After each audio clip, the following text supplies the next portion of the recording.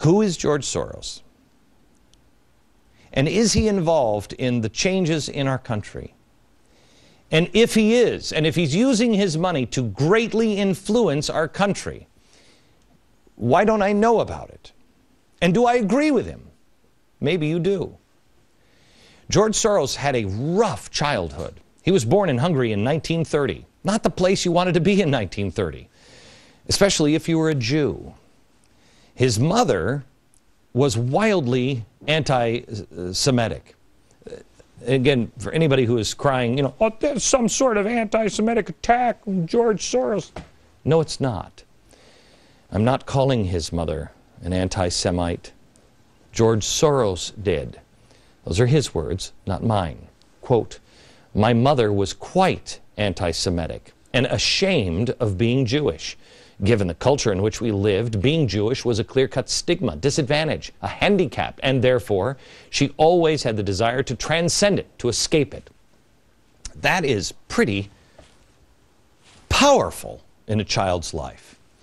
Both of his parents were non-practicing Jews. His real family name was not Soros, it was Schwartz. But what would you do if you lived in Hungary in the 1930s and 40s? Would you keep the name Schwartz? When George was 6 years old, the family changed the name from Schwartz to Soros. Now, at first, it just makes sense on the surface because you're like, okay, well, of course, they're trying to stay alive. They were madmen rounding Jews up. But when you look at the name Soros, it's an obscure name. What does it mean? Where did it come from? Well, it means to soar. But more importantly, it derives from Esperanto, which is a made-up trans-European language. It was started, I think, in the 1880s, and it was promoted by those who dreamt of a world free of nationalities. Get it? A world free of nationalities, an open society. His father was very much into this. That's how they picked the name Soros. So when George Soros was 14, his father basically bribed a government official to take his son in and let him pretend to be a Christian. His father was just trying to keep him alive. He even had to go around confiscating the property of Jewish people. Now imagine you are Jewish and you have to go and confiscate the property of your fellow Jews. And you are pretending to not be a Jew, and if anybody finds out, you're dead. He actually had to endure watching people sent off to their eventual murders. Watching people, gathering their stuff, sending them off, knowing that they were going to go to their death. What does that do to somebody? How do you deal with it? How many years of therapy would somebody need after something like that? This is where George, I think this is important. I think this is where George Soros first learned to pretend to be something other than who he was. He had to. I am not blaming or questioning a 14-year-old or his parents for trying to keep him alive, trying to keep the family alive. I don't think anyone can understand what it must have been like to be Jewish in that scenario. Can you? Especially 14. I don't want to question the 14-year-old. I would, however, like to question the 80-year-old man who has never once said he regretted it, but more than that, he views it as the happiest year of his life. Again, not my words, his words. Listen. It was actually probably the happiest year of my life, that year of German occupation. For me, it was a very positive experience. It's a strange thing, you know, because you see incredible suffering around you, and in fact, you're in considerable danger yourself.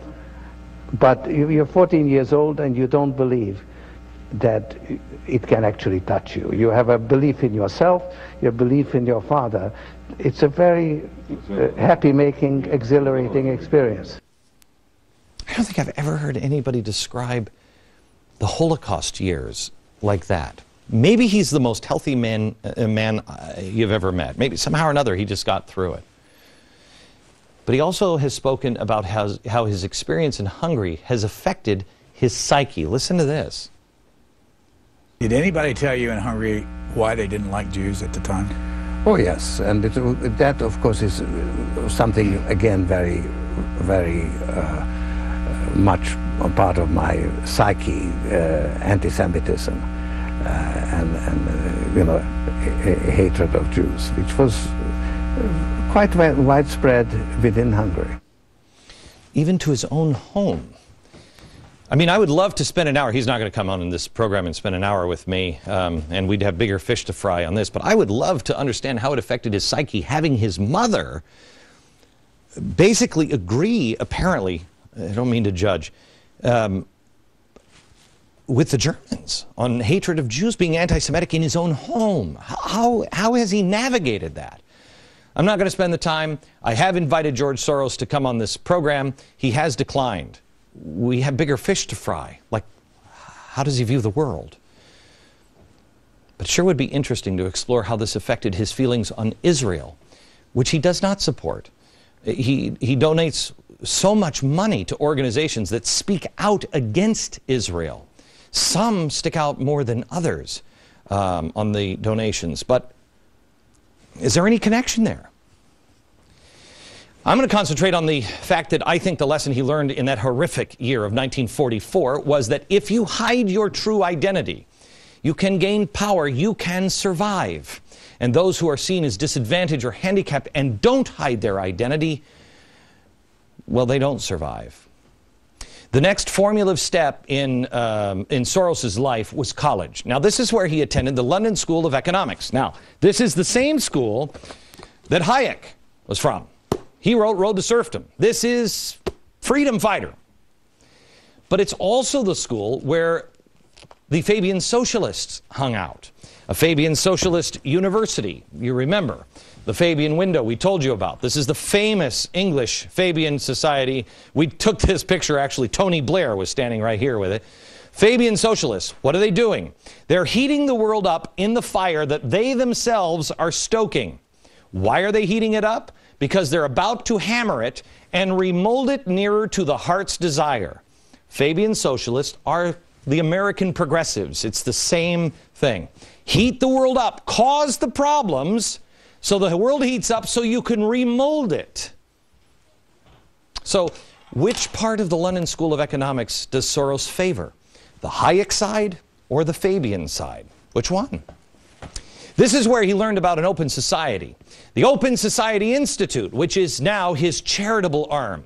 Sounds harmless on the outside, but, really, who doesn't want to be open? But when you listen to him at the top of the hour in the beginning of the program, we played that. Notice that logo behind him? That was his Open Society Institute. Can your institute bring in more foreign influence here in America? What is an open society, really? Well, you saw it a moment ago. The world has a vote in Congress, but you also saw it in his father, Soros, a world free of nationalities.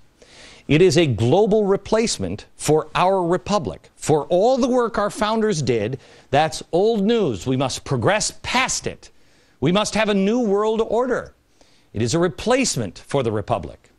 He has donated more than $14 million to a group here in America called the American Constitution Society. Well, that sounds great. Except this is a progressive legal group with an area of focus on constitutional interpretation and change. The Constitution can be changed, but you do it not in the shadows. You do it not being invisible. You don't hide who you are. You change it through the amendment process.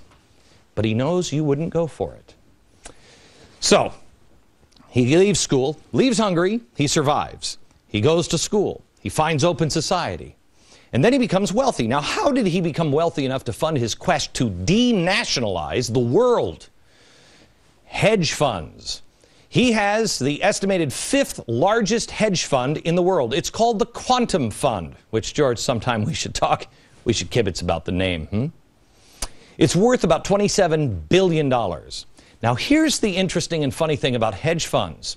We hear all the time about the greedy Wall Street brokers. We hear about greedy speculators, greedy bankers. We hear about greedy executives and their obscene bonuses and their expensive carpets and everything else.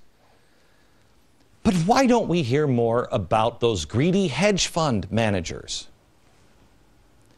Is it a coincidence that everything under the sun when it comes to capitalism is targeted for regulation by Congress, except for hedge funds?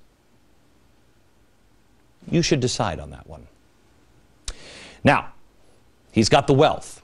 Well, what did he do with the wealth? He decided to collapse regimes and currencies. He did it in England, in Russia, Malaysia, Georgia. Soros lit the fuse to get it done. He's known as, we told you last night, the man who broke the Bank of England. The Prime Minister of Malaysia called Soros unscrupulous profiteer. In Thailand, he was branded an economic war criminal who sucks the blood from people. In 1994, he stated, I just write that the former Soviet empire is now called the Soros Empire. He started getting so much recognition, it fed into his ego. His ego started to grow. He started to get a God complex. Again, not my words, his words.